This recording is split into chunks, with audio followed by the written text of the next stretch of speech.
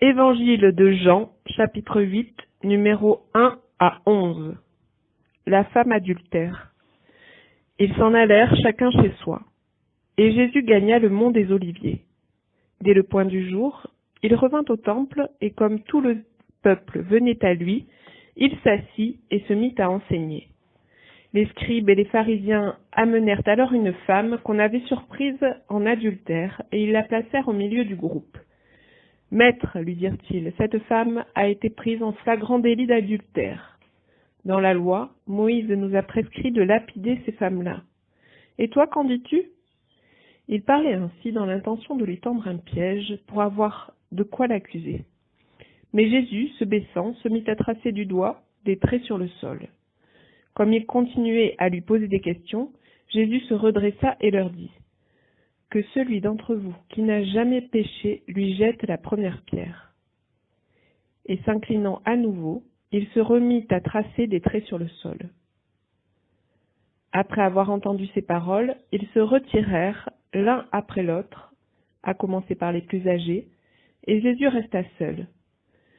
Comme la femme était toujours là, au milieu du cercle, Jésus se redressa et lui dit : « Femme, où sont-ils donc ? Personne ne t'a condamné ? » Elle répondit : « Personne, Seigneur. » Et Jésus lui dit : « Moi non plus. Je ne te condamne pas. Va, et désormais ne pêche plus. »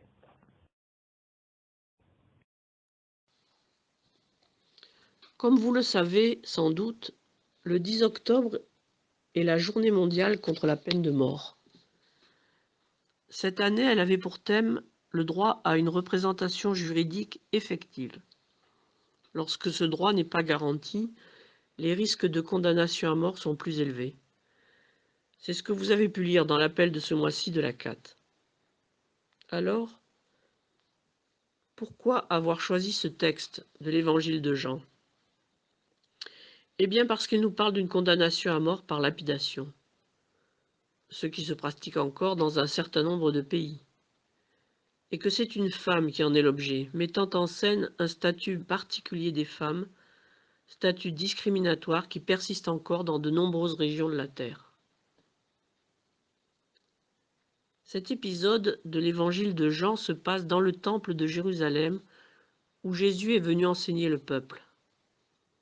Cet enseignement a déclenché des discussions dans la foule et même des divisions, les uns proclamant que Jésus est un prophète, d'autres le Christ, mais certains refusent cette idée, car le Christ doit venir de Bethléem et non de Galilée. Un Christ qui vient d'une province peu considérée, qui n'est pas de descendance royale, qui monte à Jérusalem avec quelques disciples, ce n'est pas ce qu'on attendait. Alors, scribes et pharisiens entrent en scène pour solliciter un avis sur un cas justiciable de la peine de mort. Mais le sort de cette femme, pris en flagrant délit d'adultère, ne leur importe guère. Ce qu'ils veulent, c'est tendre un piège à Jésus. Le piège est habile. Soit Jésus, ayant pitié de cette femme, répond que la lapidation est un châtiment trop rigoureux, et on l'accuse de contredire la loi de Moïse. Il perd alors toute autorité pour enseigner dans le temple. Soit il se prononce pour la peine prévue par la loi, et on pourra lui créer des ennuis avec les autorités romaines. Car le Sanhédrin n'avait pas le droit de prononcer une condamnation à mort, sauf en cas de blasphème. Il devait faire valider sa sentence par l'autorité romaine. De plus, s'il justifie la mise à mort, il se discrédite auprès de la foule. En fait, les chefs religieux veulent se débarrasser de Jésus, car ils ont compris qu'il éloigne le peuple de leur pouvoir. La première réaction de Jésus est inattendue. Il se baisse et écrit avec le doigt sur le sol. C'est le seul endroit dans les évangiles où Jésus écrit quelque chose. On ne sait pas ce qu'il a écrit, et on a multiplié les hypothèses. La loi de Moïse a été gravée dans la pierre par le doigt de Dieu, le doigt de Jésus, dans la poussière. Esquisse-t-il la loi nouvelle de la miséricorde et de l'amour, celle qui va s'inscrire dans le cœur des hommes et des femmes. Jésus se baisse pour écrire sur le sol. Par son attitude, il refuse d'affronter ses adversaires car il ne veut pas juger ceux qui jugent, ce qui reviendrait à entrer dans leur jeu. Il cherche à sortir de la logique de l'accusation et à déplacer le débat. Et puis, il se met au niveau de cette femme, jetée à terre, et c'est à l'image de son ministère. Il s'abaisse pour entrer en communion avec les plus bas, les plus rejetés, les plus méprisés des humains. En écrivant ainsi sur le sol, il adopte une attitude non violente et fait baisser la colère de ses interlocuteurs. Mais ce silence gêne les accusateurs qui multiplient les questions. Alors Jésus se redresse pour donner de la solennité à sa réponse. Une petite phrase, d'une simplicité désarmante, qui va désamorcer le piège. Que celui d'entre vous qui n'a jamais péché lui jette la première pierre. Jésus ne récuse pas la loi de Moïse. Si vous voulez appliquer les rigueurs de la loi, dit-il, allez-y. Mais examinez-vous d'abord vous-même devant cette loi avec toutes ses exigences. Il relance la balle dans le camp adverse. À eux de répondre. Lui se baisse de nouveau, évitant de les narguer, et les laisse seuls avec leur conscience. Il n'y aura pas de riposte de ces pharisiens habiles à se justifier. Mais quelle audace de la part de Jésus, et quelle connaissance du cœur de l'homme. Il aurait suffi d'un seul enragé, et la première pierre partait. Mais Jésus espère qu'ils accepteront de se reconnaître pécheurs et devant témoins. Son espérance s'étend à tous, victimes et bourreaux. Et effectivement, sa parole va les contraindre à rester en eux-mêmes. Leur fuite est l'aveu de leur mauvaise conscience. Jésus, ce jour-là, a aboli la peine de mort pour le flagrant délit d'adultère, qui, faut-il le remarquer, normalement, s'appliquait à l'homme et à la femme. Mais alors, il faut mettre en place une peine de remplacement. Non plus la peine capitale, mais quelque chose qui marque un peu la gravité de la faute et sanctionne le manquement à la loi, la double loi, celle de Dieu et celle de la société. Que pourrait-on trouver? Couper la main? Fouetter? Je ne dis pas cela au hasard. C'est ce que prévoient encore aujourd'hui les codes de certains pays. Eh bien non. Jésus dit, « Femme, où sont-ils? Personne ne t'a condamné? Personne, Seigneur. Eh bien moi non plus, je ne te condamne pas, va et ne pêche plus. » Alors là, il va trop loin. Il exagère. Pas de peine capitale, d'accord, mais rien? Pas le moindre reproche? Pas le plus petit châtiment? Jésus, tu ne te rends pas compte, il faut quand même faire un peu peur aux gens. La peur du gendarme, c'est le commencement de la sagesse, etc., etc. Cet épisode est si surprenant, si dérangeant, que la première Église a préféré oublier cette histoire. Nous le savons car les plus anciens manuscrits des évangiles ne comportent pas ce récit. Il a fallu attendre près de 400 ans, la fin du IVe siècle, pour trouver des manuscrits qui racontent l'histoire de cette femme. Pourquoi les premiers chrétiens ont-ils été si dérangés par cet épisode de la vie de Jésus? Ont-ils eu peur? Peur des permissions que ce récit allait ouvrir? Car l'adultère, ce n'était pas rien. C'était une faute grave. Il suffit de lire les livres du Deutéronome et du Lévitique. Comme si certaines histoires d'avarice, de volonté de puissance ou de haine n'étaient pas tout aussi graves. Mais un tel pardon, une telle miséricorde, ça nous fait peur. C'est un autre monde, celui de l'amour et de la grâce. Nous préférons le monde de la règle, de la morale qui nous semble plus juste. Et dans ce monde-là, il n'y a pas forcément de la méchanceté, mais en tout cas, pas cette prodigieuse gratuité de l'amour. Dans ce monde de la règle, de la loi, de la morale, le nôtre, il y a faute, et puis punition, et enfin pardon. Et encore. Demandez aux détenus si après 10 ou 15 ans de prison, ils ont en sortant l'impression que la société leur a pardonné. C'est notre monde, et il ne peut fonctionner autrement.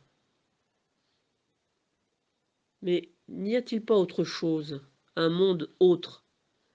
Cette miséricorde infinie du Christ, ce bon au-delà de la règle, au-delà de la morale, fait apparaître la figure d'un Dieu qui n'est qu'amour. Jésus refuse d'enfermer le pécheur dans son passé malheureux et le regarde avant tout comme quelqu'un à qui il faut ouvrir un avenir. Il n'a pas dit que l'adultère était licite, mais il table sur le changement de celui à qui on décide de faire confiance. Il proteste, au nom de son espérance pour tout être humain, contre la morale purement répressive des défenseurs de l'ordre et de la loi. Les autorités religieuses étaient dans une demande de justice répressive, et Jésus de justice restaurative. Un petit mot sur cette justice.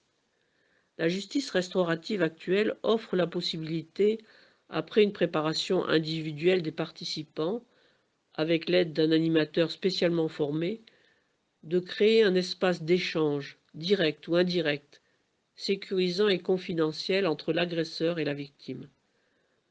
Ces échanges permettent d'évoquer les causes, les répercussions, les questions et le ressenti qui en découle.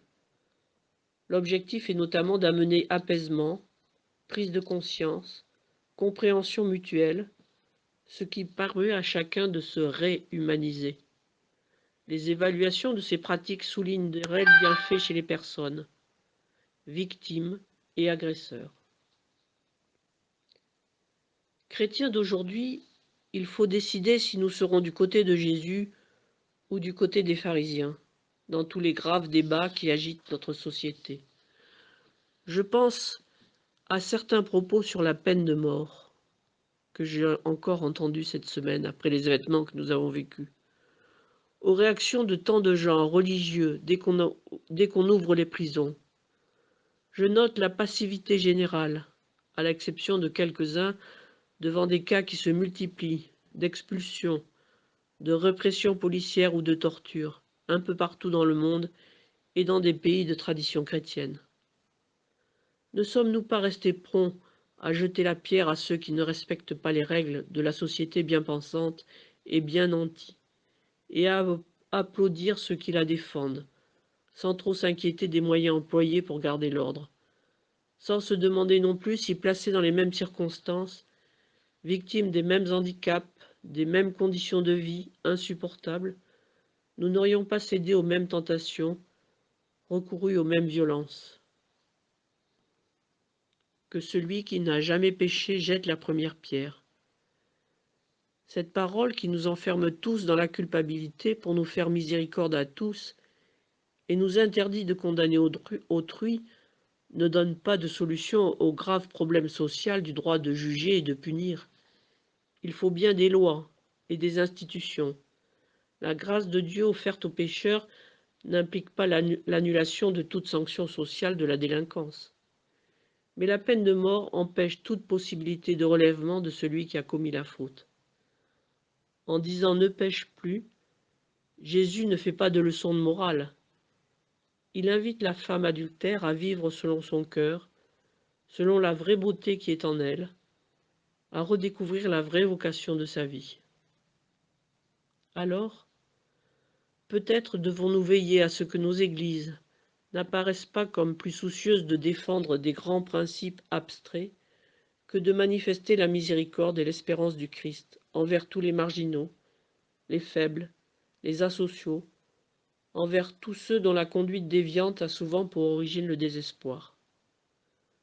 Pour les chrétiens qui réfléchissent au problème de la justice, qu'ils gardent, comme l'arrière-plan évangélique nécessaire à cette réflexion, cette radicale interrogation : qui es-tu, toi qui juges ton frère ?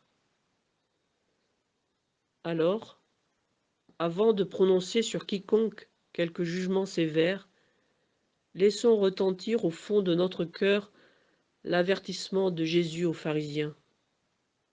Que celui d'entre vous qui n'a jamais péché jette la première pierre. Amen.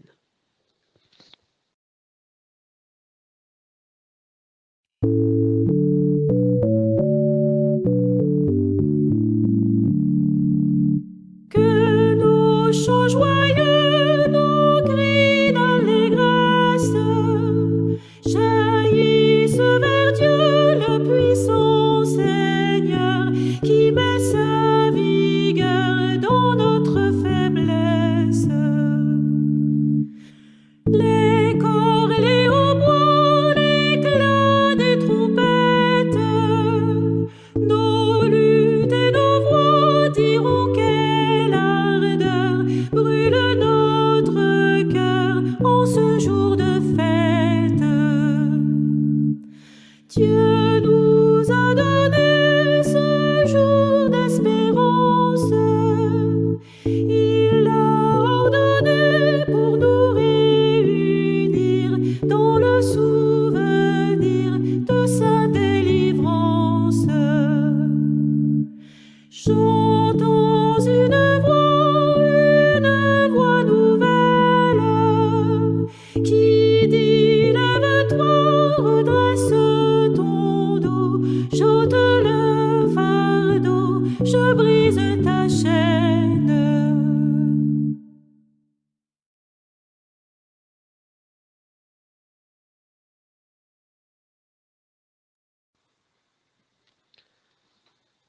Le Seigneur vous bénit et vous garde. Le Seigneur fait resplendir sur vous sa lumière et vous accorde sa grâce. Le Seigneur tourne sa face vers vous et vous donne la paix. Amen.